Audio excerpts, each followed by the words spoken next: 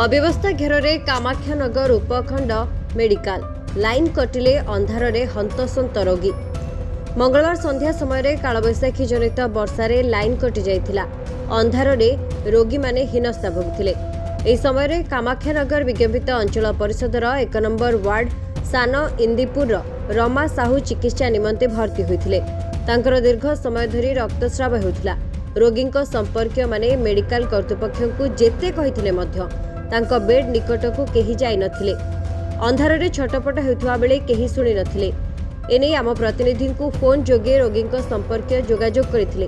आम प्रतिनिधि कामाख्यानगर उपखंड चिकित्सालयर मुख्य चिकित्साधिकारी जोगाजोग करथिले, किंतु विडंबनार विषय एहा जे मुख्य चिकित्साधिकारी एहाको अति हालुका भावे नै कहिले इन्वर्टर द्वारा जेतिकी संभव लाइन दिया जाइछि एवं मेडिकल डीजी खराब अछि, 2-3 दिन भितरे ठीक होइजिवो एवं केउठी अंधार हेउछि आमे तो अंधार रे बसुछु।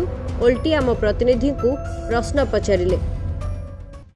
हाँ बुझुची रिपोर्ट कहला जे हमर एटा पोड़ी जाइछि ना लाइटनिंग रे डीजेटा कनेक्शन आछि से माने पर दिन। हां एबे को अंधार रहबे इन्वर्टर अछि जेति चलछि ना इन्वर्टर लाइन एकड़ कनेक्शन जाइनि से ऑप्शन अंधार बोल कहले। हां अंधार कोनटा हेछि कि ठंडा तो लागुछि वर्षा हेछि एति रे स्टेशन। हां लोक आमे तो बस अंधार। हां आज्ञा